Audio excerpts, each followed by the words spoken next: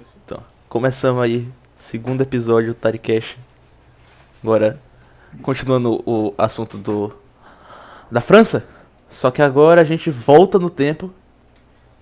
Sai daquela coisa do Luís XIV. Sagrado Coração de Jesus. São Luís XV. Oh, nono, São Luís nono. São Luís XV, porra. E a gente volta lá pra época, pra Guerra dos 100 Anos. E a gente tem que dar aquela contextualização sobre a vida de Joana d'Arc, que vai ser a principal personagem no nosso assunto. Então a gente fala, a Joana d'Arc, ela, como todo mundo sabe, isso aí não é segredo pra ninguém, que ela sofreu muita difamação durante a história e que quase não há algum documentário ou filme ou livro que assim mostre como ela era de verdade, tipo, como foi a história dela sem uma deturpação. Exceto por livros de teólogos, por exemplo, Reginald Lagrange, né? Regina Pernod. Regina Pernod. Lagrange é outra coisa. É o Regina Pernod, que tem um livro sobre Joana d'Arc muito bom, inclusive. Mas os filmes mesmo, não me recordo de um filme ou documentário que realmente retrata a história de Joana d'Arc como deve ser retratada. Ela é sempre transformada ou num ícone patriótico, ou num ícone subversivo, ou em algum ícone feminista. Ícone feminista. Então, então tem muita lenda negra ali sobre a história de Joana d'Arc. Deixa eu só fechar isso aqui. Pronto. Aí. A gente, como diz aí, Rainha Virgem Marche. Inspirei no título do livro, da Irmã Maria de La Sague Sequeiros, né? Que é sobre Santa Joana d'Arc. Ótimo livro aí. Tem tradução em português pela minha biblioteca católica. E a outra versão é no espanhol. Não sei se tem para outros idiomas. Fonte não falta pra história de Joana d'Arc. Tem muita fonte mesmo. E muito estudo sobre Joana d'Arc. E assim, antes de Joana d'Arc começar sua vida ativamente, a gente já tinha um estado ali, né? A gente teve uma decadência da igreja em poder, porque a gente tem que lembrar que teve aquele período de glória entre os séculos 11 e 13, né? Que a igreja tinha encarnado de fato aquela doutrina das 12 espadas, da bula Una Santa, do Papa Bonifácio VIII, que, claro, não foi desenvolvida por ele, claro que ali foi transformado em magistério, mas essa política das 12 espadas vem de São Bernardo, né? Ali. Então, a gente, tipo, a Idade Média ela foi aquela época que a filosofia do evangelho governava os estados. Tanto que o Leão XIII ele diz, né? Essa energia própria da sabedoria cristã e sua virtude divina haviam permeado as leis, instituições e costumes dos povos, impregnando todas as classes e relações sociais. A religião fundada por Jesus Cristo firmemente instalada no local de honra e altura que lhe compete, florescia em toda parte, apoiada pelo agrado e adesão dos príncipes pela defesa tutelar e legítima dos magistrados. Então a gente tem aqueles séculos de ouro do sacerdócio e o império em harmonia um com o outro, interagiam alegremente em consórcio amigável de vontade e interesse, né? Então a gente tinha uns bens superiores a toda esperança, que a memória ainda temos nos monumentos. Ficou vivo pela arquitetura apenas. A gente tem monumentos que dá para se lembrar da glória desse período. Nessa Europa de hoje que tá decadente, né?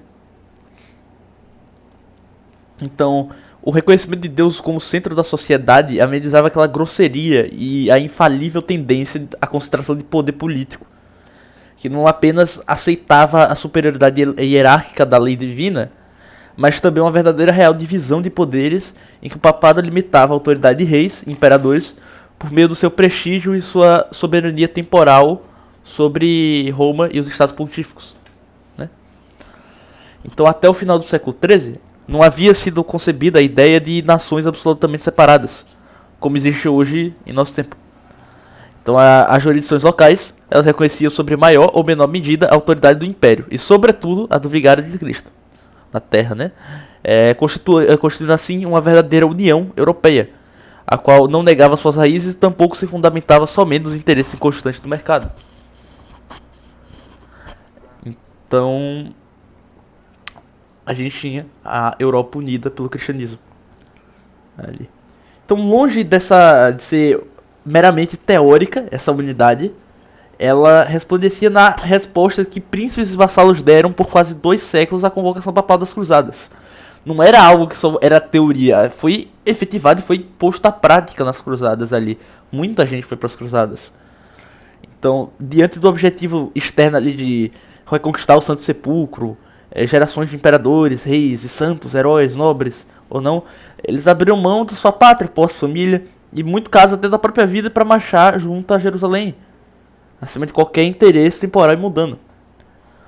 Então, teve um gradual abandono de um empreendimento tão magnânimo que foi apenas um dos sintomas que a Europa cristã estava perdendo com sua unidade, se voltando para o objetivo mais terreno e egoísta. Isso aí gerou um efeito de que os monarcas católicos passaram a encerrar-se em seus meros interesses particulares, né? Ficaram presos ali daquele interesse particular. Então começaram a ter lutas fratricidas ali e entre nações cristãs, sem que o papato permanecesse lesse. Então, logo depois teria aquela Guerra dos 100 Anos. E a Europa, que já não se continha mais, já estava numa sangria, o Islã ele não tardaria a atacar com ímpeto cada vez maior, né? O Islã ele vai fortalecer, tanto que você vai ter as dominações islâmicas ali na Península Ibérica e tal. Aí vai cair Constantinopla, tudo ali. Os islâmicos vão expandir bastante. Então, nessa crise, já no século XIV, Santa Catarina de Sena, ela não hesitou de escrever carta aos papas e imperadores para indicar em nome de Deus o remédio do céu. Levantar outra vez o olhar, unindo-se em uma nova cruzada comum. Assim escreveu ao doce Cristo na terra, Gregório XI, vosso doce Salvador, quer e vos manda levantar a bandeira da Santíssima Cruz contra os fiéis e que termine toda a guerra feita aqui, para que em uma terra distante sejam eles combatidos. Enquanto os sarracenos eles se aventuraram na própria Itália, ela insistiu com a rainha Isabel da Hungria. Considereis que se uma de vossas cidades vos fosse roubada, a reconquistareis. Pois bem, vós sabeis perfeitamente que os otomanos que perseguem os cristãos roubaram da Santa Igreja vastos territórios. Então, desgraçadamente, apesar da boa vontade de alguns pontífices, os príncipes cristãos não responderam aos sucessivos apelos. Então a situação se agravou a ponto de que lá no meio do século XV, de certa forma, aquele que viria a ser o Papa Pio XII, ou Pio II, Papa Pio II, descreveu a situação da seguinte forma: o cristianismo ele não tem mais cabeça, e nem o Papa nem o Imperador são respeitados ou obedecidos, mas são tratados como mitos. Cada estado quer ser o príncipe e cada príncipe defende seus interesses. Então a gente tem aquele flagelo divino, né? Como punição por essa atitude dolente das nações em relação aos grandes objetivos e outras falhas individuais e coletivas. A mesma doutora, ela testemunha que Deus havia enviado à Europa mundanizada a peste negra, uma epidemia que devastou a cristandade em meados do século XIV, causando a morte de 1/3 da população, que as estatísticas falam por si. No ano de 1300 havia 73 milhões de habitantes na Europa, e apenas meio século depois a população havia diminuído para 50 milhões. Então a morte negra, como foi conhecida a famosa praga, surgiu lá no início da Guerra dos 100 Anos, sendo escrito por Hilário Becó, como depois da reforma um evento de maior impacto no declínio da transformação da Europa. Então atualmente, no meio científico, a doença se deveu a um surto de peste bubônica, que foi causado pela bactéria Yersinia pestis, né? Cujo rápido contágio levava à morte em menos de uma semana. E o quadro geral de nutrição e decorrente da guerra e das secas somado às defesas imunológicas quase nulas, tornaram a situação letal. Então a enorme queda populacional em tão curto intervalo de tempo ocasionou importantes mudanças econômicas imediatas de desorganização social, deslocamentos de camponeses e sobreviventes para cidades que de repente se tornaram núcleos e aglomerações e mortalidade e desemprego. E a Inglaterra não ficou imune dessa catástrofe também. Bom lembrar disso aí. A realidade eclesiástica na França ela não foi diferente como continua o Belloc, né? O autor. O bispo de Marselha morreu junto com todo o seu cabido, metade de Narbona foi destruída, só no pequeno território papal de Avignon morreram 150 mil. E o padre Riot acrescenta: a população foi devastada entre 30% e 50% em algumas regiões. Uma paróquia como Give, na Borgonha, perdeu 649 fiéis de um total de 1.500 em apenas um ano. Somente no ano de 1418 morreram cerca de 50 mil pessoas em Paris. Agora eu vou abrir aí pra comentário. Se é que você quiser falar alguma coisa.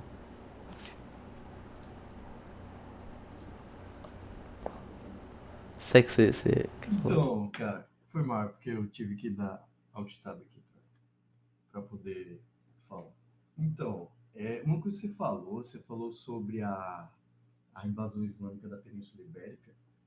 Na verdade, isso acontece bem antes do Sacro Império, né, e da criação dos Estados Não, a Papais. gente fala do declínio ali da Europa. Não só da dominação. Isso é um fortalecimento do otomano. Entendi. Não, sim, entendo. Mas é muito interessante essa visão, né, de que as invasões sarracenas seriam uma punição, né, para a Europa Católica pela Não, no sua caso não, secular. não, não. As invasões sarracenas não foram uma punição divina. A punição divina, segundo Santa Catarina de Siena, foi a peste negra. Peste negra. O que se fala, isso aí já não é Santa Catarina de Siena, já é a autora, a própria irmã Marie de La Sagace Sequeiros. Inclusive, muitos historiadores afirmam isso. Claro que não no ponto punição divina. O que é que se pune? Como a Europa cristã decaiu, a igreja perdeu o poder, teve umas desobediências dos príncipes católicos ali e fortaleceu o outro lado. O outro lado era quem? Sim, Era com os. certeza. Não foi uma visão de punição divina. Foi só uma consequência histórica mesmo, nesse caso. Foi isso que eu quis dizer. Mas, de qualquer forma, é isso aí, meu. Não tem muito o que falar, né? Sim, alguém tem alguma coisa pra falar aí no chat que eu leio Deixa e eu ver. falo? Eu tô olhando aqui o chat, ninguém mandou nada Os não. caras estão tirando onda aqui, porque não entenderam a frase. Típico, típico. Tá tranquilo? Então eu vou continuar falando da situação da igreja. Nova, você tem alguma coisa pra acrescentar? Ele não tá nem no. Não, ele tá com a mão levantada. Você quer falar na plateia ou vai falar aí no chat mesmo? Não, mas eu lembrei de uma coisa muito Sim, interessante. pode dizer. Não sei se tem a ver com o texto, mas já que a gente está falando desse período, uma coisa muito importante sobre as invasões na Península Ibérica é que nesse ponto da peste negra e de todos esses problemas que tiveram, basicamente a Península Ibérica, a guerra, ela deixa de ser uma guerra puramente religiosa e ela começa a entrar, como você falou, em interesses meramente políticos dos príncipes locais. Porque tem uma certa, inclusive é a era das taifas em Al-Andalus, onde, por exemplo, você vai ter ali Castela e Galiza, ambos batendo em Leão, tá ligado? Tipo, enquanto os muçulmanos estão lá embaixo, prontos, salivando, estão os reinos cristãos da Península Ibérica lutando entre si e os próprios muçulmanos também lutando entre si. Então, às vezes, você vai ter ocorrências de reinos cristãos e muçulmanos se unindo contra o inimigo, entendeu? Inclusive, você vê isso bastante nas crônicas que falam sobre o Roderick, né? O El Cid. que ele, ou Rodrigo, que ele literalmente, tipo, o cara é lá, o cara serve o rei católico, aí de Castela, aí depois vai para Aragão, aí depois vai para Taifa de Valência, seria os muçulmanos, aí depois volta, vira lorde de um local lá que ele reconquista, tá ligado? Então, você tem, com esse declínio da igreja, você também tem um declínio do sentido de dever dos reinos cristãos, entendeu? O sentido de dever religioso dos reinos cristãos, ele se perde, vira um interesse meramente político. Tanto que essa Isso aí vai vai ser a missão de Joana d'Arc, consagrar a Europa a Jesus. Sim, exato. Mas posteriormente você vai ver os efeitos disso, certo? Dessa saída da religião e entrada na política medieval, com a ascensão dos otomanos, quando, por exemplo, os vários povos, ali, vários reinos que estavam enfrentando os muçulmanos estavam menos preocupados, por exemplo, quando Constantinopla caiu, estavam mais preocupados com seus problemas internos do que em lançar uma cruzada contra os otomanos para retomar a cidade, que era a cidade mais importante, ou melhor, uma das cidades mais importantes para o cristianismo, entre Roma, Jerusalém, etc. Então, eles literalmente cagaram e andaram. Por quê? Porque, não, tá bom que os ortodoxos são cristãos, mas eles são nossos inimigos, ou agora eu vou ter controle econômico, enfim. Então, tipo, a galera foi meio que leniente com o sultão, tá ligado? Com relação a essas conquistas dos Balcãs, e uma consequência dessa perda do sentido religioso, certo? Na Idade Média, e entrada aí nesse conceito mais político que vai levar até a Era do Absolutismo. Sim, tirando a dúvida aí do Demiurge, é que ele perguntou qual que era a ideia de São Bernardo que eu tinha falado. A ideia de São Bernardo que eu tinha falado é a doutrina das duas espadas, que ela depois foi transformada em magistério pelo Papa Bonifácio VIII. Essa doutrina das duas espadas, no entender de Bernardo, era o exército de Cristo, entendido por ele como soldados e os grupos que estavam organizados para as cruzadas, e a presença espiritual da igreja como sinal indelével da vitória definitiva sobre a força do mal. Já quando foi transformado em magistério, ela tem uma diferençazinha ali, mínima, mas é porque vai usar aquele termo um pouquinho mais pra frente, plenitudo potestatis, né? Que seria basicamente a igreja como autoridade política e a igreja como autoridade espiritual. As duas espadas seriam isso, que eram as duas espadas dadas por Cristo, né? Ali. Isso aí é o que quer dizer as duas espadas. Isso tem uma frase bem famosa aqui. Pode falar, não. Bom, a Igreja Católica, como o Pedro falou, na Idade Média, ela tem um papel totalmente envolvido na política, como ele disse, e é impressionante como isso só foi tentar ser retomado pelo Papa Gregório. Não, pelo Papa Gregório não. Foi pelo Papa Leão XIII. Isso. Só que na época de Leão XIII já não existia mais tantos governantes Então, católicos. o E os que Leão tinham XIII, inclusive, foi uma coisa que eu tava falando ontem com o Lucas. Os séculos XIX e XX, a gente teve os papas mais famosos. Papas grandíssimos, um homem santo, de fato. Só que a gente estava num período de que a cristandade não tinha mais poder. Exato. Você tinha um bom papa, você tava com um clero ali bom, mas você não tinha poder de nada mais. Sim.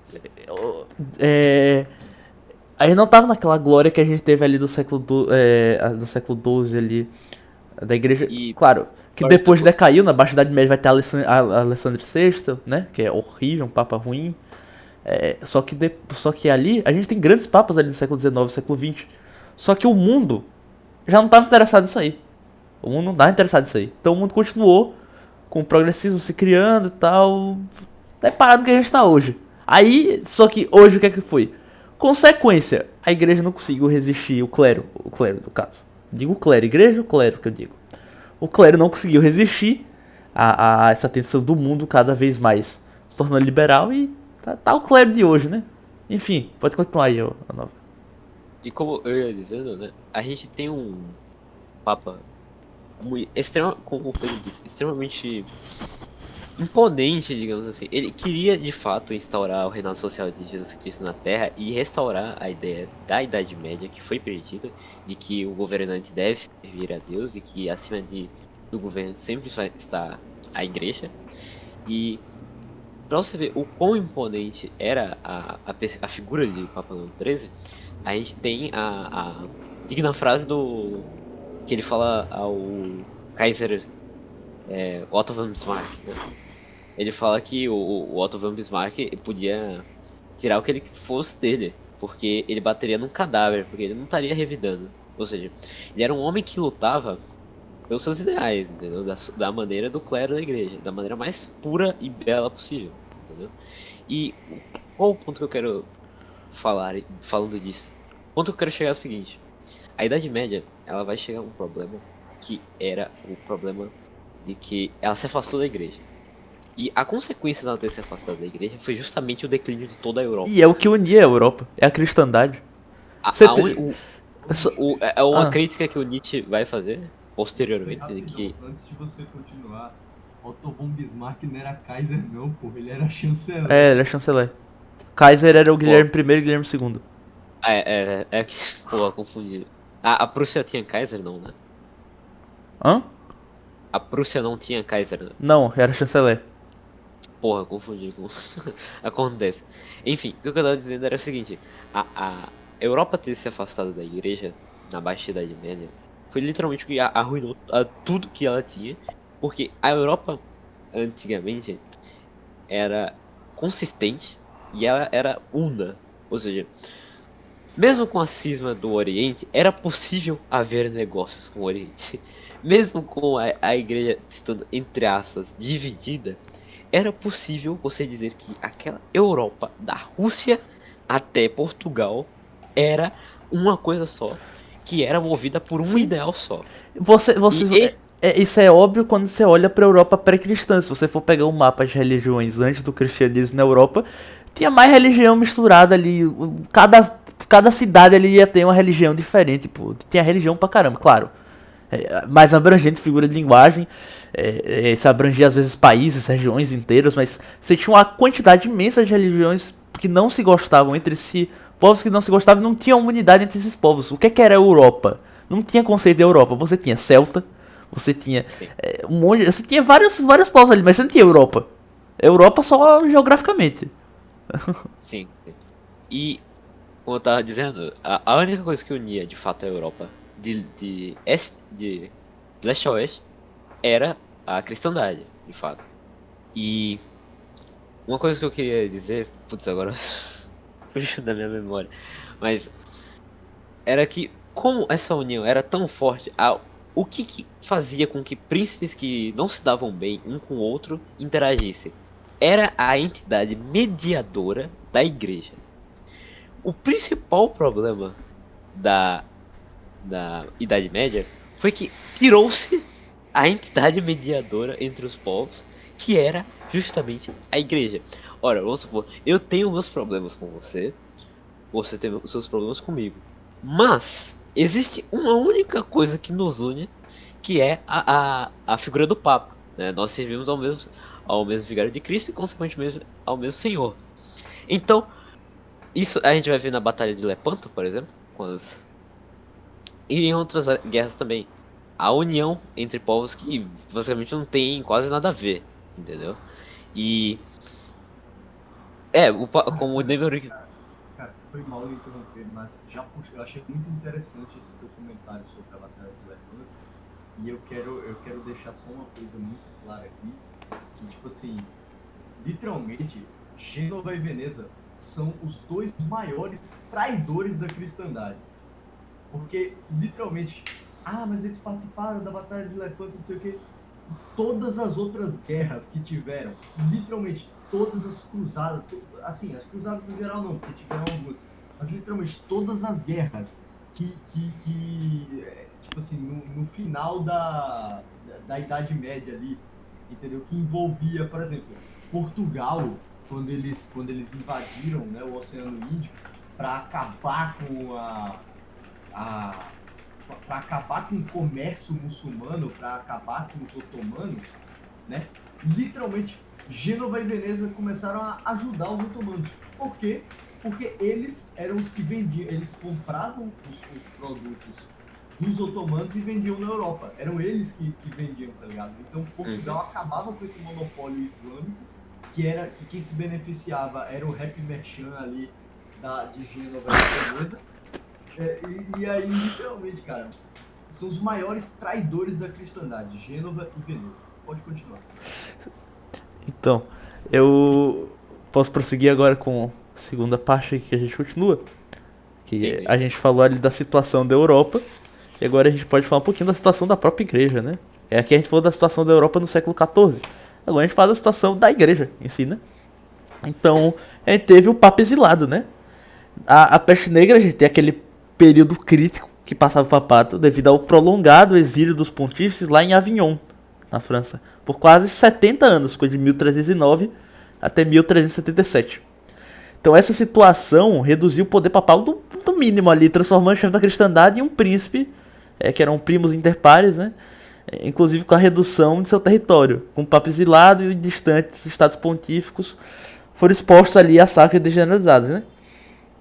E durante esse desterro, os universalismo católico de Pedro começou a se nacionalizar. Os papas eram franceses, cardeais eram franceses, a sé era francesa, o que acabaria levar a uma futura heresia, que era o galicanismo. Então, depois de várias tentativas fracassadas, e graças à intervenção de Santa Catarina, lá em 1377, o Papa Gregório XI voltou a se estabelecer lá em Roma. Ao mesmo tempo que os 6 cardeais franceses retiraram seu apoio, permaneceram lá em Avignon para provocar um verdadeiro cisma. Isso aí a gente vai ser chamado cisma do Ocidente. Teve o cisma do Oriente, também teve do Ocidente. A quem não saiba. Sim. Então, a cidade eterna ela recebeu o sucessor de Pedro, com mais de 18 mil luzes acesas, em meio a uma alegria geral. Mas infelizmente, em 1378, quando a paz estava começando a se firmar, o Papa morreu. Com 47 anos de idade. Ele não tinha melhor momento para ele morrer, né, velho? 1 ano depois do cara assumir, o cara vai e morre. Aí a igreja ela não tinha mais 2 cabeças. Ela tinha 3. Então o início da pacificação foi prejudicado por uma guerra interna ainda mais séria. Isso começou no conclave daquele mesmo ano, quando o povo romano pressionou os cardeais, chegando a ameaçá-los de morte a eleger um papa italiano. Embora não se saiba até que ponto essa pressão foi decisiva, a verdade é que o bispo de Bari foi eleito, assumindo o nome de Urbano VI. E pouco tempo depois, um grupo de 13 cardeais, a maioria franceses, argumentou que aquela eleição era inválida por falta de liberdade e decidiu convocar outro conclave no qual, separando-se de Roma, elegeu um antipapa com o nome de Clemente VII. Inclusive isso aí vai dar um problema na numeração dos papas. Eu acho que se vocês algum dia já abriram a Wikipédia ou algum site para ver a lista de papas, você vai ver que tipo tem uns papas que tá lá, tal, aí o número tem o número e depois tem o número entre parênteses com -1. Porque teve antipapa e acabou, a numeração ficou toda maluca. Então eles colocaram lá o Clemente VII como antipapa em Avignon. Então a igreja ela entrou num período de turbulência, né? De 1378 até 1417. Que ela se dividiu entre os urbanistas e os clementinos. Que teve até santos célebres que apoiavam um ou outro. Tipo, Santa Catarina de Sena, Santa Catarina da Suécia e São Bernardino, eles apoiavam o Papa de Roma. Já o Beato Pedro de Luxemburgo, Santa Colégio de Corbe e São Vicente Ferrer apoiavam o de Avignon. Então, para piorar, lá em 1409, outro grupo de cardeais dissidentes eles convocou um terceiro conclave em Pisa para resolver a questão do cisma, né, entre aspas. E o Papa de Roma e o antipapa de Avignon recusaram-se participar e a sua ausência não importava aos cardeais rebeldes que se apoiaram em teses conciliaristas lá e argumentaram de maneira ao mesmo tempo democrática e herética de que todos eles juntos valiam mais que Pedro e portanto eles podiam tomar a decisão sem nenhuma necessidade de conceito papal. E foi assim que eles decretaram a deposição então do Papa de Roma, Gregório XII, e do antipapa de Avignon, Bento XIII, sucessor de Clemente VII, como cismáticos e hereges, e depois nomearam Alexandre V, o bispo de Milão, como novo antipapa. Então, o ano de 1409 ele foi um ponto culminante na crise da igreja, com 3 chefes de estado simultâneos. Então, entre 1378 e 1417, foi chamado o Grande Cisma do Ocidente, eu tinha dito.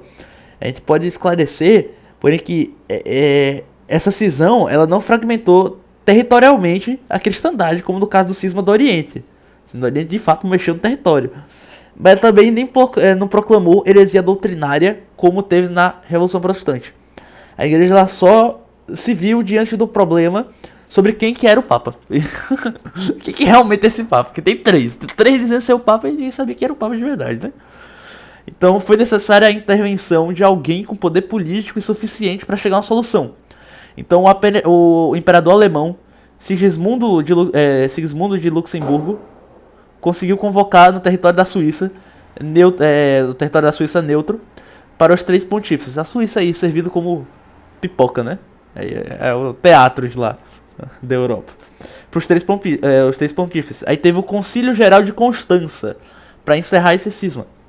Então, para evitar a democratização e se opor às maiorias francesa e italiana, o Sigismundo ele ordenou que os votos para a eleição fossem feitos por nação e não por cardeal. Então, os 2 antipapas, prevendo a sua deposição, que eles iam ser depostos, eles recusaram a participar e por isso eles foram por ipso facto depostos. Porque eles se recusaram a participar. Eles iam ser depostos de todo jeito. Se eles fossem, ia ser deposto. Se não fosse, ia ser deposto. E o verdadeiro pontífice, o Gregório XII, que era o de Roma, abdicou voluntariamente em favor da decisão. Ou seja, 2 foram depostos e um falou, não, renuncio. Porque é o certo a fazer. Então o conclave, ele elegeu Martinho. Martinho V. Que foi caralho, ele elegeu o Lutero. Não é o Brasil paralelo, ia ser a França paralela aí. É tipo, e o pior foi na França, nem na Alemanha. Que pôs fim ao cisma e condenou a heresia conciliarista de Wycliffe e Hus, né? Reafirmando que a igreja tinha uma organização monárquica cuja jurisdição pertencia ao sumo pontífice, cabeça visível da igreja, cujo poder espiritual e temporal está acima das nações. Então, embora esse novo Papa tenha restabelecido a unidade da Sé de Pedro, as consequências dos cismas permaneceram latentes a Joana d'Arc, ou latentes de alguns cardeais e prelados, emergindo 1 mês após a morte de Joana d'Arc, durante o Concílio da Basileia. Esse aí a gente vai ver mais pra frente. Presidido pelo Papa Eugênio IV, que era o sucessor do Martinho V. Então, muitos dos nomes para tão poucas linhas, sobre poucos anos, é verdade, porque foi muito ano, a gente pulou muitos séculos aí, então resumo já é bastante coisa. Então recordamos que os nomes dos últimos 3 pontífices, isso aí eu peço que vocês lembrem, Gregório XII, Martinho V e Eugênio IV. Por eles serem 3 fatos que se sucederão ao longo da história de Joana. Qualquer coisa eu lembro, se vocês não lembrarem. A gente vai depois continuar com a situação da França, só vou fazer um comentário sobre isso de Avignon. Quando a gente tem esse cativeiro de Avignon aí, eu recomendo, inclusive, vocês darem uma pesquisada depois que elas ficarem interessados. Esse cisma, ele simplesmente foi uma coisa muito difícil para essa época da igreja, que já estava numa crise, né? E tipo, os caras queriam julgar a Sé, né? Porque tem aquele negócio que é prima sedis anemini inducato, ou seja, a Sé primeira não é julgada por ninguém, né? Então ela tem aquela ideia de que o concílio ele teria uma supremacia papal. Foi isso que os cardeais franceses pensaram ali. Eles pensaram isso. Você não pode ser julgado por ninguém, é só a gente. Então já dava para ouvir a reforma protestante bater na porta, né? Ali.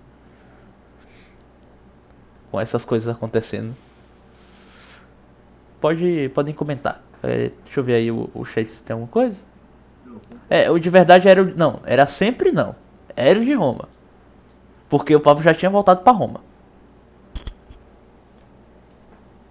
Então de verdade era de Roma.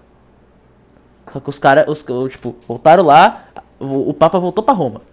Isso era, tipo, todo mundo aceitava esse cara como Papa que voltou pra Roma. Só que ele morreu no ano seguinte.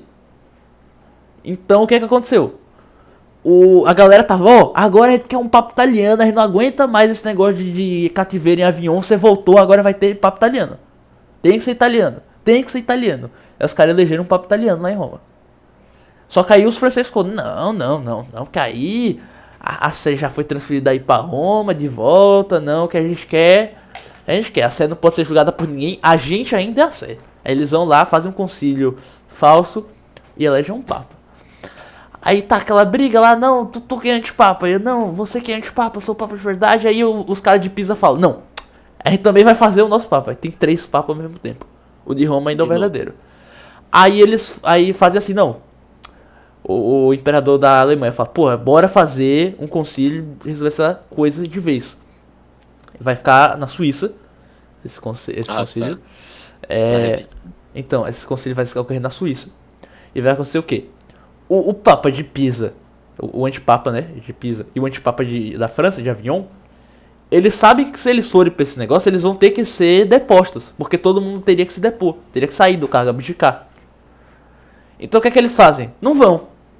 Mas como eles não vão, ipso facto, ou seja, só pelo fato que aconteceu, já estavam depostos. Já estavam depostos, acabou ali. E o de Roma, ele chega lá e fala, não, eu renuncio. Renunciou. Você estava sem papa, você estava vacante. Ali. A Sé ficou vacante ali mesmo. E como a Sé estava vacante, eles elegem um novo papa. A mudança de Sé, não, foi as crises que aconteceram. A mudança de Sé foi por causa de várias crises. Também, a invasão da Península Itálica. Teve várias coisas, a peste, tudo isso.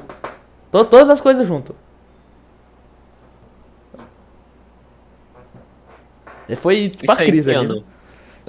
Isso aí, o que você diz, o concílio ou o exílio? O final disso daí. Acaba em 70. O exílio acaba em 77. O final do. Que se elege um papa definitivo, que é Martinho V, foi 1418. 418? 1418. Elege o papa verdadeiro. Não tem mais 3 papas, só tem um de novo. Mas o exílio lá em Avignon foi em 309 até 77. 377 aí. Sim. Será que você vai falar alguma coisa? Ou Nova também? Ou alguém no chat vai falar alguma coisa que eu leio aqui? Eu acho só cômico não. Só acho aquela coisa que não é coincidência, mas todos os historiadores modernos obviamente vão ignorar esse fato. E que toda vez que a igreja entra em crise. Não, foi o dinheiro! Foi o dinheiro! Foi o dinheiro! É tudo dinheiro! Os caras tá cagando porque que a igreja tava fazendo. Não, foi dinheiro, foi só dinheiro. Foi só crise. Foi só crise de comida. Comida e doença. Toda vez que a igreja entra em crise, a Europa quase cai. Tipo, você vai ver. Eu tenho certeza que toda aula que você vai ter sobre cisma do Oriente mesmo. Foi porque os caras é uma separação política. Apenas. Ninguém vai falar dos conflitos teológicos. Claro que tem um lado político, porra. Mas não é o único. Isso aí é um reflexo, certo, do materialismo marxista. Claro. É o que domina a academia. Eu sei, mas eu tô falando pro ouvinte. Então. Inclusive, Tipo assim, a maioria de professor que é voltado à área de humanas, quando não são ateus, eles são presbiterianos. Ou se ele for católico, ele com certeza dá TL, ou ele não tá nem aí, tá ligado? sim, mas enfim. Aí com relação a isso, literalmente hoje em dia, tudo que a gente vai estudar da Idade Média, eu fico inclusive muito triste com isso, porque é uma das minhas áreas da história favoritas, certo? Dentro da Idade Antiga. Então, tipo assim, quando você chega para estudar a história da Idade Média, no ensino médio, pelo menos, que é tipo, um dos maiores antros, junto da faculdade pública, um dos maiores antros de doutrinação, de estupidez, certo? Você vai ter sempre um professor falando de uma visão marxista, materialista, que não, porque na verdade a Igreja Católica não era uma instituição religiosa, era uma instituição política que visava dominar os plebeus que tinham que pagar o dízimo, que era como se fosse um imposto para a igreja, e eles tinham mais poderes que os reis. Tipo, literalmente é uma visão que ignora completamente o conceito do asceticismo e da nobreza, entendeu? Inerente. Então, literalmente, é como se todo mundo ali fosse super materialista, super mesquinho, tá ligado? Todo ser humano daquela época fosse mesquinho pra caralho, quisesse tudo que o cara quer, dinheiro, dinheiro, poder, tá ligado? Não tem como existir na cabeça dessas pessoas, não tem como existir uma pessoa que realmente acredite em Deus. Mas... Criação, não, a galera só esquece das ordens mendicantes lá, tudo. Mas e a coroa do Papa que era feita de ouro? Meu Deus, não me diga que a porra do Império inteiro tem ouro pra fazer uma coroa. Caralho. Obrigado, velho. Então, tipo assim, eu fico muito puto com isso. Eu acho que você tem dinheiro pra gastar mesmo. Não, e até parece que, sei lá, pra sair dando dinheiro pra todo mundo é mudar essa ideia de corno da porra de ficar dando dinheiro pros outros. O cara acha que, tipo, distribuir, você simplesmente sai distribuindo. Parar de cobrar imposto. Exato. Não, beleza. Vamos pegar o dinheiro do dízimo e vamos distribuir pros pobres. Acabou as igrejas. Não, o padre não vai comer, o padre vai morrer de inanição. Bicho, tá ligado? Hoje as dioceses já não conseguem sustentar a igreja antiga. É por isso que normalmente quando vai reformar a igreja se transforma em moderna. A não ser que esteja tombado. Porque é muito dinheiro, velho, pra manter a igreja. A igreja de pedreiro mesmo é toda suja. Ela é bonita, mas é toda suja. Porque é uma visão muito materialista. Agora, existia filha da puta? Existia, claro. Existia. Lógico que existia. Qualquer lugar existia, então. Pegava prostituta, tinha papa, tinha filho, tá ligado? Alexandre VI aí. Alexandre VII é injustiçado. Tinha um papa que ele literalmente tinha uma filha e ele se divertia com essa filha. Os dois eles assistiam cavalos popularem. Era a diversão dos dois, tá ligado? Alexandre VII foi O cara olha pra um injustiçado. bagulho desse, o cara fala, não, porque tá vendo aí, corrupção, não sei o quê. Tipo assim, tá ligado? Como se nenhum. Não é como se todo dia você ligasse o jornal, não sei quem acabou de desviar 60 bilhões da comida das crianças. Porra. O Papa não pode assistir cavalo fazer sexo, mas o político de estimação de você pode roubar bilhões e ainda ser. Não, e na verdade, até no período atual, as pessoas aqui ainda tem essa mesma visão, velho. As pessoas só ligam pra quanto roubaram, tá ligado? Tá morrendo 50 mil pessoas por mês? Qual o problema? O cara roubou aí 5 milhões? Porra, mais importante, prioridades, né? Não, pelo menos tiramos o outro, né? Então, tiramos o outro aí. Quê? Quanto dinheiro desviado? Não, mas tá morrendo hoje, sua cidade aí é uma das mais perigosas do país. Não, mas o cara tá roubando, esse cara é um ladrão, velho. Aí, porra, tem muita coisa pior acontecendo do que os caras fazem. Tá literalmente matando gente do que só roubar dinheiro, velho. Roubar dinheiro os caras já roubaram a vida toda. Claro que é um problema, tem que ser combatido, né? Também não tô falando, não, deixa os caras roubar o quanto quiser, vamos cuidar só das mortes, mas porra. A rouba mais faz. Não, vai. Abre tua janela aí, pula, na moral. Pô, não vai dar nada. Calma aí, que tem uma criança aqui na rua gritando que nem macaco aqui. Vai bater nela. Vou dar jogar uma pedra nela aqui. O católico tradicional. O católico tradicional. É esse o que fica. Pronto. Que isso? Filha da A puta. criança já foi devidamente abatida. Peguei esse espingarda aqui, ó. A criança. Tá! A criança, Criança de boa na rua ali. A gente só ouviu o tiro do rojão, Pedro. A gente só ouviu, Pedro. A Ó. gente só ouviu o tiro do rojão. É isso, muito massa. Tá. Vamos, situação da França. saiu do normal aqui. Depois de a gente neutralizar a criança, vamos voltar pra falar da criança. Vamos voltar aqui. Situação da França. Lefebvre tava certo ou não? Apesar de levar em conta a situação da igreja, especialmente aquela do papado, né? A gente tem que voltar uns séculos aí pra entender que circunstâncias históricas se deu a missão de Joana d'Arc, que é a principal personagem aí que não apareceu ainda. Desde quando e por que os ingleses eles tinham invadido o território francês e quais as questões dinásticas e interesse econômico que estavam lá em disputa para começar na França uma guerra civil, né? Ali. Só sempre tem interesse econômico. Não. Sempre essa disputa. Não, mas aí não é nem desculpa, porque, porra, a guerra dos 100 anos é econômica mesmo. Inglês é uma desgraça. Então, no contexto que os historiadores eles comumente chamam de Guerra de 100 anos, né? É um último ato dinástico, do conflito dinástico, de um lado os Capetos Valois e do outro os Plantagenetas, né?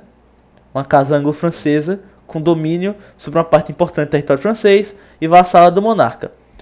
E comprimir tanta coisa aí é um pouquinho difícil, mas a gente vai tentar. Os capetos, ou capetos, não sei como se pronuncia, eles formaram a mais importante dinastia nacional francesa. Os seus ramos principais e laterais, Valois, Orleans, Angoulême, Bourbon, eles reinaram de 987 até 1848, com o interregno do revolucionário napoleônico. Né? Gozou de prestígio e respeitabilidade por quase 9 séculos, tendo unificado a França. A sua linhagem, desde a fundação por Hugo Capeto, ou Capetó, não faço ideia, foi sempre transmitida por via masculina e mudou a identidade francesa. O povo ele atribuía caráter sacramental e soberano ao coroado de Reims, pelo que fazia uma consagração religiosa do Rex Christianimus. Né? Então a dinastia franco-inglesa dos Plantagenetas teve sua origem na França, no condado de Anjou, e surgiu com o casamento de Godofredo V de Anjou e Matilda, filha única do rei Henrique I da Inglaterra. Em 1154, após uma guerra civil, Henrique Plantageneta, o duque de Anjou, descendente do casal, foi coroado Henrique II da Inglaterra. E suas posses eram imersas em ambos os lados no Canal da Mancha, de modo que ele esteve prestes a materializar a formação de um novo império no ocidente cristão. Então, fato que se influenciou a Europa durante séculos. Então, a monarquia inglesa ela procurou alcançar a posição e o respeito que Plantageneta desfrutara. Não era uma tentativa descabida, pois se tratava de uma sociedade feudal que falava as mesmas línguas, tinha a mesma organização feudal, cujos chefes eram grande parte aparentados por vínculo matrimonial e governavam desde as montanhas escocesas até o Levante, e seus membros encontravam-se todos em todos os lugares. Era a cavalaria francesa, né? Chama-se. Então, para facilitar a compreensão, é bom lembrar as características políticas da sociedade feudal, né? Os reis eles não constituíam nações no sentido moderno, sob o comando homogêneo de totalizante de um rei. Eles eram um conjunto de territórios cujos senhores reconheciam mesmo o soberano, mas que mantinham instruções e leis próprias, geralmente baseadas no costume, o que garantia o exercício das liberdades, e era impensável que houvesse uma legislação uniforme para um reino inteiro, né? Então as relações elas eram baseadas na vassalagem, na submissão legal ao rei ou outro senhor, com a obrigação de prestar auxílio militar ou político. Então isso aí tem aquelas questões jurídicas e patrimoniais derivadas dos casamentos da nobreza, graças a quais um rei ou senhor podia receber uma região ou território, matrimônio ou herança, e ao mesmo tempo ser vassalo de outro rei. Então por essas razões aí, os conflitos sucessórios não eram incomuns. Era bem comum ter conflito sucessório. Pode alguém falar alguma coisinha antes da gente falar das causas imediatas e desenvolver? Se alguém quiser falar alguma coisa. Oi, caminhão. E o Lucas, caminhão grande, entrou. Caminhão. Vocês estavam escutando o que eu... Deu pra escutar um pouquinho. Ixi, É... por que botaram o caminhão não, pra ele que falar entrou sem como. Ele que entrou microfone? como orador. É meio burro, né, velho? Mas... Esse bicho é bestão. mas tá criando, né, velho? Sim, o que é que alguém tinha. O que é que tinham falado aqui? Tá. Não tem mais criança, estamos em paz, então vamos continuar. A criança foi abatida. Então, a causa próxima dos eventos que levam à Guerra dos 100 Anos foi a morte, em 1328, do Carlos IV, da França, que faleceu sem deixar sucessor direto. Então, na época, eram os pretendentes ao trono: Eduardo III da França, Filipe de Everels, não sei falar francês, porra, e Filipe de Valois, que é francês, primo do falecido e neto de Filipe III, o Temerário. Então, os Estados Gerais nomearam como rei este último e rejeitando o inglês e o navarro. Filipe VI, filho de Carlos de Valois, foi consagrado em Reims, né? Então, nesse mesmo ano, mas Eduardo III ele não compadeceu, embora fosse não apenas seu sobrinho de segundo grau, mas também duque da Aquitânia e par da França, né? E o rei inglês, como havia sido descartado para o trono franco sobre a lei sálica, como duque de Aquitânia, por sua vez, ele era vassalo do rei da França, prestando-lhe em 1329 a devida vassalagem, mas sua situação tornou-se insustentável, pois para os ingleses não se tratava de uma disputa entre um feudatário e seu senhor, mas entre um rei legítimo e um usurpador. Então Eduardo III ele pareceu a princípio reconhecer Filipe como rei, mas começou a preparar um grande exército eficiente e moderno para a época, com bombardas e artilharia de arco galês de longo alcance, portando um brasão de armas, a qual uniu aos leões rampantes da Plantagenetas uma seção de azul com flores de lis, a fim de reivindicar para si a coroa da França. Bem, eu posso fazer um comentário aí de que a Assembleia do antigo regime francês, qual era constituído por representantes do clero e da nobreza da burguesia lá, né? Eles tinham atribuições legislativa e consultiva, e o poder e a relevância dessa Assembleia variavam muito ao longo da história francesa, né? E que o Eduardo III da Inglaterra era neto de Filipe IV o Belo. Então, através de sua mãe, mas a ascendência feminina não lhe concedia direitos. Então a ideia dominante no povo francês não era apenas ser governado por um homem, mas que esse homem fosse necessariamente um capetó do Valois, né, dos Valois, uma dinastia que estava no trono há quase 350 anos. Né? Então, com o exército preparado e desejando saquear um país rico, Próspero questionou lá em 1337 a legitimidade de Filipe VI e lhe ordenou, com o apoio de Flandres, que lhe cedesse o trono francês. Então, o que os historiadores afirmam é que realmente não havia motivo para iniciar a guerra, pois a França não era uma ameaça nem um obstáculo para os ingleses, ou para o resto da Europa. Então, os soldados de Eduardo III eles se desbarcaram na Normândia e em 3 dias saquearam as cidades indefesas, ainda que ricas, de Calais, Caen, Saint-Lô, Louviers, entre outras. Também garantiram assim sobre o domínio sobre a costa. Então a reação foi imediata. Mas a França, em inferioridade naval, foi derrotada na Batalha de Eclusa, a Batalha da Eclusa, lá em 1340, onde a frota foi praticamente aniquilada pela marinha inglesa. Então esse desastre bélico aí, ele marcou o início da Guerra dos 100 Anos, no mesmo momento que em Flandres, a muito vacilante, retirou-se da órbita francesa e selou uma aliança com os ingleses. Então, alguns anos depois, o desastre de Crécy levou à destruição do exército francês e à captura de Calais, com o consequente expulsão dos seus habitantes na conquista da Normândia. Então, o ponto culminante de situação tão amarga aí, ocorreu lá em 1350, com a ocupação do sul da França pelos ingleses, juntos aos navarros, e a captura do rei francês João II, que foi levado como prisioneiro para Londres após a derrota de Poitiers, em 1356. Então, o Delfim, futuro Carlos V da França, ficou em uma situação muito difícil, porque a invasão territorial inglesa se somou à guerra há apenas 18 anos, assumiu a regência e fugiu de Paris, refugiando-se da capital até sua retomada em 1358, permitindo que a coroa fosse restabelecida. Então, Eduardo III, por sua vez, ele reocupou o território francês e obrigou, então, o regente a assinar, em 1360, o Tratado de Bretigny, acho que é assim que se fala também, pelo qual cedia não só a Normândia, mas quase todo o centro e o sul de Loire, além de estabelecer uma vultuosa soma como resgate pelo rei encarcerado em Londres. Então, a partir disso, a Inglaterra se tornou uma potência continental. O rei João, o Bom, ele só pôde retornar a Paris lá em 1360 e viveu até 1364, que foi o ano em que o regente, seu filho, assumiu o trono como Carlos V.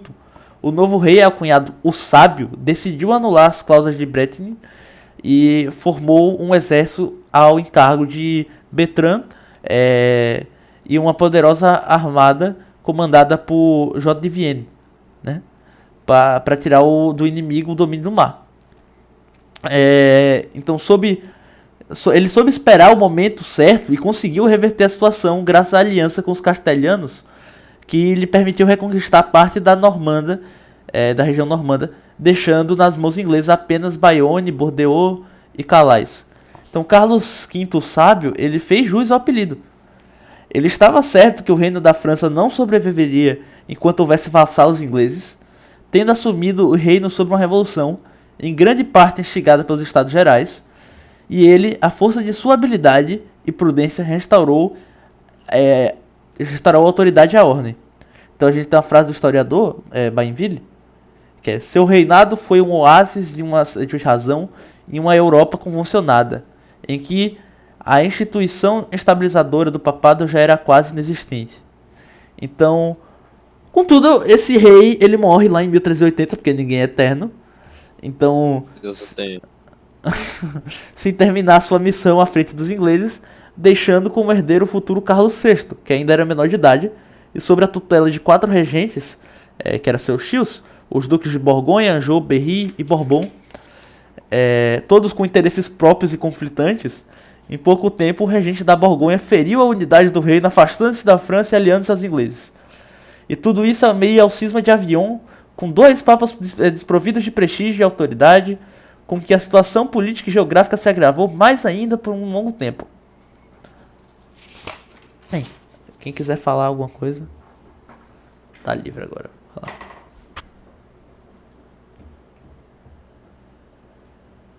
Nada a dizer. É isso aí. Achei belo e moral. É sobre isso. Ô Lucas, você não precisa entrar como orador não pra pedir pra falar, é só mandar no chat. Eu acho que o que você falou é tudo mitado. Comentários. Grandes comentários aí, Lucas. Turn the for what? Sim. Então, continuar, né? Ninguém tem nada a comentar.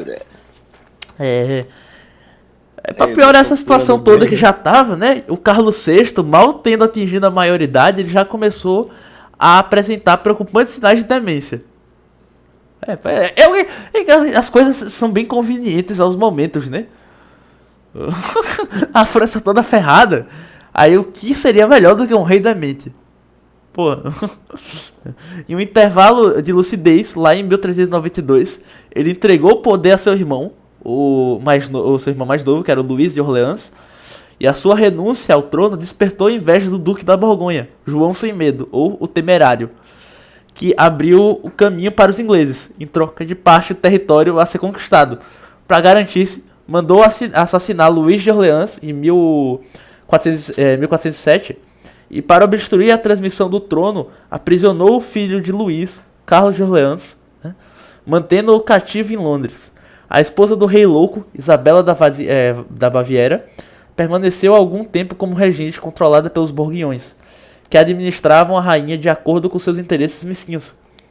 E esse foi o início de uma guerra interminável entre dois ducados. O grupo legitimista de Orleans, um grupo legitimista de Orleans, que aceitaram o conde de Armagnac como seu líder militar. E o lado do duque de Borgonha, os Borguiões, que, por sua vez, apoiados pelos ingleses, pois esses não podiam permanecer no continente sem seu apoio. Então, diante dessa situação, a capital parisense, ela aderiu politicamente aos ânimos dos Borguiões. A Sorbonne, que alegou o legítimo tiranicídio para justificar o assassinato cometido por João Sem Medo, assumiu um papel político e ofereceu-lhe o trono, pedindo a intervenção do parlamento. E a universidade, ela confiou a execução de sua revolução à sangrenta, à corporação dos açougueiros, né? Então, os teólogos com os esfoladores, nas palavras de Bainville, do historiador Bainville. Ou cabochiens, assim chamados por causa do seu chefe, Simão Caboche, né? A atitude da Borgonha com tais sócios executores, que mais tarde chegaria à traição aberta, só poderia gerar ainda mais sangue. Então Paris sofreu com revoltas revolucionárias, desde essa vez, incluindo a Bastilha sitiada em 1413, pela multidão que tentou sequestrar a família real. Então, na presença do Delfim, alguns de seus colaboradores foram assassinados. Tudo isso sobre o beneplácito do Duque de Borgonha, que não teve sucesso quando quis impor um pouco de ordem e foi subjugado pelos revolucionários, que estavam instalando terror. Então a burguesia e os intelectuais ficaram com medo do que haviam engendrado, dando ensejo à forte reação dos Armagnacs. E João Sem Medo ele fugiu prontamente, voltando 5 anos depois. E com a aprovação dos Borguiões e aproveitando a situação interna caótica o rei da Inglaterra, Henrique V de Lancaster, invadiu a França em 1415, desembarcando sua frota de 9.000 homens na Normandia, né?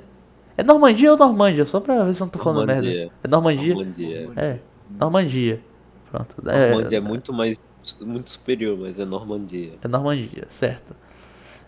Os homens da Normandia e destruindo a cavalaria francesa na Batalha de Azincourt, na qual os franceses sofreram uma derrota moral sem precedentes. Então, posso comentar ali que a chave do sucesso inglês eles foram os arqueiros, né? Porque o primeiro confronto entre os dois exércitos, inesperadamente, em uma segunda linha de arqueiros ingleses, avançou, transformando o campo de batalha em uma chuva de flechas. Uma chuva de flechas. Normandia, em Roraima. Depois de uma terceira linha e uma quarta, e assim várias ondas sucessivas que feriram ou mataram a maioria dos franceses montados, uma vez caídos no chão, esses cavaleiros eles estavam em defesa, né? Eles foram massacrados pelos ingleses, que se tornou uma verdadeira carnificina ali. Então foi a primeira vez que um exército formado por cristãos não respeitou as leis da cavalaria. Aí Dom Quixote que vos diga, né? Estaria muito triste com isso aí. Então, a razão pelos quais alguns historiadores marcam Azincourt como o fim da cristandade, né? Os números ilustram a catástrofe francesa: 7.000 mortos franceses contra 400 do lado inglês, além de terem perdido os melhores homens de sua cavalaria.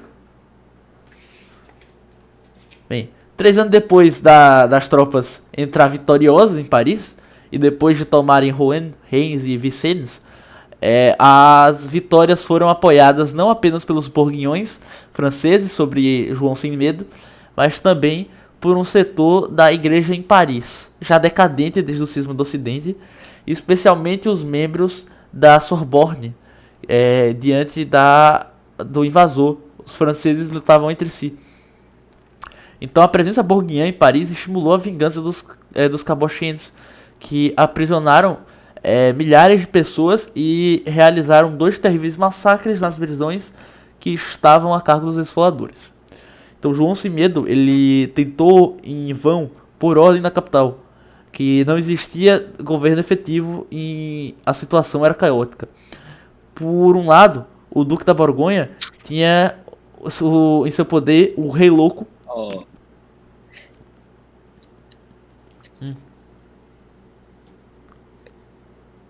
É sim. O quê? É sim. É que você falou um ó e eu preciso dizer alguma coisa. O Delfim havia sido É sim. obrigado a se retirar com seus partidários para o sul de Lória, né? Representando a resistência nacional, à medida que se intensificavam cada vez mais as censuras de João Sem Medo por sua traição. O chefe Bourguignon, que quis negociar a paz com Delfim Carlos, com quem se reuniu 2 vezes, mas na segunda reunião em 1419, o Duque da Borgonha foi assassinado da mesma forma que antes que o Duque de Orleans fora, ainda que sem ordem do Delfim. Então as circunstâncias foram se agravando e o filho do Duque da Borgonha, Filipe o Bom, jurou vingança, aliando-se abertamente aos ingleses em troca dos Países Baixos. Assim, os Borguignões tornaram-se colaboradores dos invasores. Aberto aí pra comentários. E pra eu beber água também, que garganta aqui. Secou. Tá, calma aí. Deixa eu ler o que falaram. Depois do batalhão, amiga cerveja chorando. Sim. Alguma coisa pra comentar? Ele tá sem usar. É só. Demir, você tem algum comentário? É sim. Caminhão, você tem algum comentário também?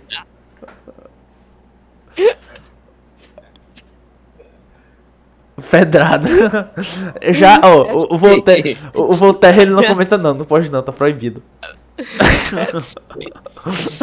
Voltaire deve estar ouvindo o senador Dene aí. Pode crer. Ô, pior que... Ele pediu pra falar. O que ele vai falar? Bora. Pode escrever. Pode falar. Vai tranquilo, vai falar só. Só. Entrou o filósofo. Entrou e falou, porra. O cara entrou e falou, porra, ó. Só isso. Tá bom. Ó. Ó. Só. É só. É sim. É sim. É sim. É ou não é, Doquinha? O papo tá massa. Altamente cultural. Red Pill. Altamente educativo. Então, enquanto isso, a regente Isabela, ela havia iniciado uma política de concessões ao ocupante vitorioso, buscando obter a paz a qualquer custo. Tem que ser mulher, né? Em 1420, assinou o Tratado de Troyes, por instigação de um padre chamado Pedro Cauchon, então conselheiro dos ingleses, que em recompensa por seus serviços foi nomeado bispo de Belvis, que no acordo anglo-francês, Isabela reconheceu o Delfim, o príncipe Carlos, como ilegítimo e bastardo. Olha, tá vendo a mulher fazendo as coisas aí? Reconheceu o Delfim, o príncipe Carlos, como ilegítimo bastardo, declarando que como sua única herdeira, sua filha Catarina. Ao mesmo tempo em que dava como esposa Henrique V, seu novo aliado. Henrique VI, o filho do casal, viria a ser coroado rei da Inglaterra e da França em 1431. Como a assinatura de Carlos VI era inválida, em razão de sua doença, o acordo foi ratificado pelos Estados Gerais, em que se juntavam a universidade, o parlamento e a todas as instâncias de um poder constituído na França. Em pouco tempo, Henrique V foi aclamado em Paris e tomou posse da Bastilha, do Louvre e de Vincennes. Dessas fortalezas, um rei estrangeiro haveria de governar os parisenses, tamanho um infortúnio vexaminoso que as revoluções trouxeram ao reino degradado. Paris havia perdido não apenas seu senso nacional, mas também sua dignidade. A doutrina da monarquia dupla, defendida pela Sorbonne, era quase uma realidade. Então, depois de 2 anos de rápidas reconquistas, rápidas conquistas no caso, o jovem Henrique V morreu inesperadamente no auge de sua glória, e com seu filho era pequeno, o reino dele foi dividido entre seus 2 irmãos, o Duque de Bedford, que assumiu como regente da França, e o Duque de Gloucester, que permaneceu na Inglaterra, né? E dias depois, Carlos VI também morreria, deixando a França no meio de uma guerra dupla. Então, de 1422 a 1429, o Delfim exilado, privado de recursos, excluído da sucessão pela própria mãe e duvidando de sua legitimidade, perambulava pelas regiões do reino ainda não ocupada pelos anglo-borguiões.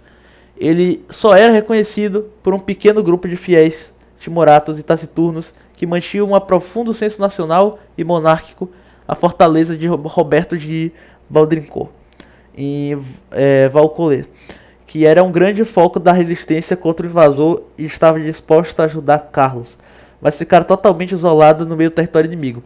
Ele passou a ser chamado Reizinho de Borges, cidade que escolhera como residência transitória, já que a sua intenção era refugiar-se duas nações aliadas, Castela ou Escócia.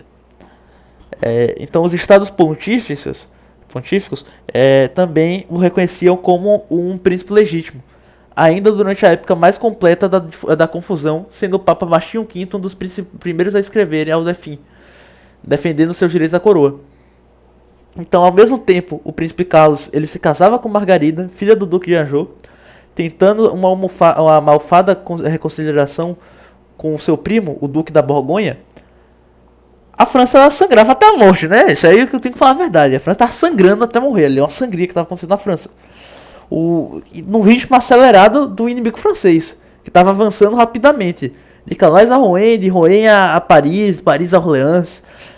Houve um só lugar no norte da França que jamais foi conquistado pelos ingleses, que era a abadia do Monte Saint-Michel. Saint-Michel. Saint-Michel não, Saint-Michel. Lembrei agora que é Saint-Michel, na Normandia.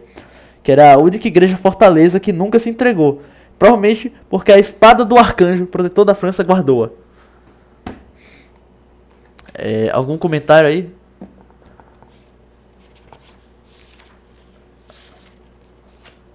Nosso filósofo iluminista.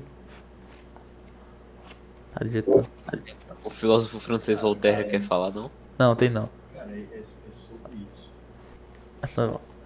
Muito mitado. Agora a gente já chega ao final desse episódio, tá chegando aqui ao final, só falando da entrega de Orleans, né? Até porque se Joana d'Arc vai ficar principalmente famosa por recuperar Orleans é porque ela foi entregue. Então a gente vai entregar. A história de Joana d'Arc, a vida dela de fato, começa a ser na próxima. Aqui a gente termina a Europa, né? Porque aconteceu muita coisa até chegar em Joana d'Arc. Porque aconteceu muita coisa, tá acontecendo muita coisa na Europa. Então, em 12 de outubro lá de 1428, um dos mais famosos capitães ingleses, que era Tomás de Montague, ele era conde de Salisbury e comandante do exército, sitiou Orleans, que era a cidade de um ponto-chave na guarnição do Rio Loire, que além de ser uma porta... Cara, por que tem tanta cidade aqui no Brasil com nome? Oxe. Santa Catarina, Orleans da Santa Catarina. Com o apoio de 7.000 homens sob o comando de Sir John Falstaff. Eles formaram um exército de 28.000 guerreiros distribuídos em 12 acampamentos ao redor de Orleans. Não é por nada não, mas eu acho que o Sec ele tipo ganhava desses 28.000 caras.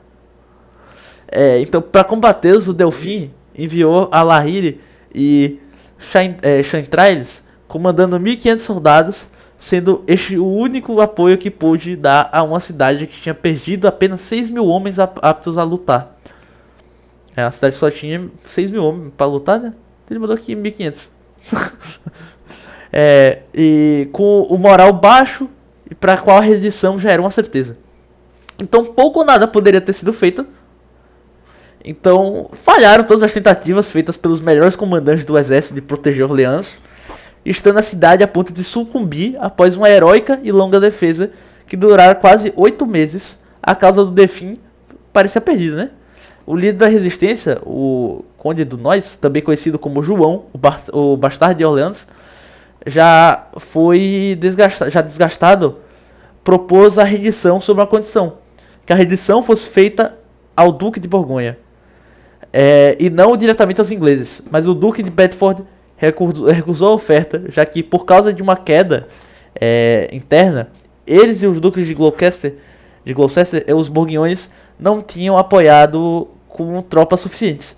Então, apesar de tudo, a resistência de Orleans conseguira chamar a atenção de todo o país e finalmente despertá-lo. A cidade que sofreu o assassinato do seu duque e o cativeiro do filho deste tornou-se um símbolo e logo se tornou sede do Partido Nacional fiel ao rei legítimo. No entanto, humanamente falando, a causa do Delfim só poderia ser um sucesso se contasse com algum prodígio extraordinário. O milagre do que o rei e o povo estavam dependendo ali era um milagre necessário. Então, também era preciso que não restasse qualquer esperança humana para que a intervenção do céu parecesse surpreendentemente indiscutível ali. Era aquele negócio, só Jesus na causa, né? Era a medição sobrenatural que a nação ela ansiava e que não tardou muito. Então a França há muito tempo implorava pela sua salvação sem que lhe viesse socorro. Deus esperava que o cálice se enchesse com as orações e lágrimas do seu povo culpado, que todo o povo culpado deveria oferecer para seu resgate. Então certo dia uma lágrima caiu dos olhos de uma menina e uma gota de sangue do seu coração completou a medida. E a menina que chorava e rezava pela França foi escolhida para libertá-la. Isso aí é uma frase do Cônego Kolbe no L'Homme de Jeanne d'Arc. Recomendo a leitura. Aí. Depois eu disponibilizar a bibliografia que eu uso toda vez. Então, o que relataremos é a resposta de Deus que se manifestou na dupla missão de Joana d'Arc, né? Libertar Orleans e a consagrar o Delfim em Reims. Né? E no nível sobrenatural, declara Jesus Cristo como verdadeiro rei e senhor da França e os reis franceses como seus representantes. Este foi o objetivo superior que Joana vai entregar a vida gloriosa, naquela gloriosa epopeia que terminaria com o derramamento de seu sangue, a qual fez dela uma líder de luta pelo seu reinado social e político de Cristo. E a gente termina aí pra próxima vez a gente falar sobre a história dela. Bem, algum comentário final? Alguém tem pra dar?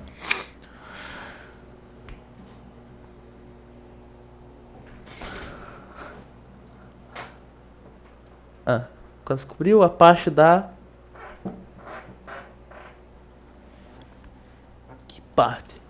É a parte de Joana d'Arc ter virado rainha da França? A gente vai ver sobre isso.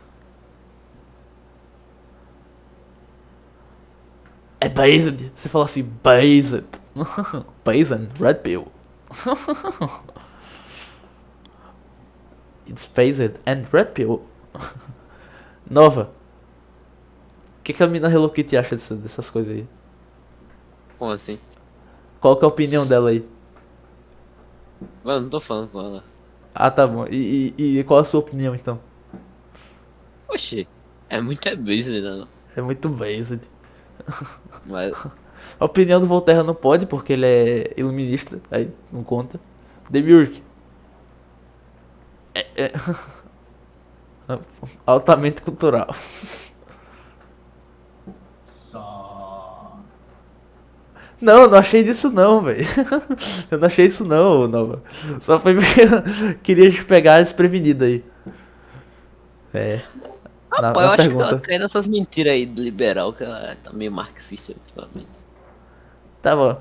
E aí, Sek, você... Concepções finais sobre a situação da Europa aí. Só. Digo que depois que a gente sai Sim. ali da situação da igreja, fica um pouco monótono porque é muito nome. É muito nome, porque teve gente pra caralho, essa galera não vivia direito, tipo, os caras morriam todo ano. Toda hora ficava morrendo, aí teve muito nome. Mas tem que falar quem é, porque Sim. de vez em quando aparece, aí tipo, chega lá. Não quero ficar explicando quem que é o Felipe IV, o Felipe V de novo. Era o rei aí. É sim. Foi complicado essas Mas coisas. cara, sei lá, mano, eu acho que assim. Pera aí. Vou encerrar aqui a gravação.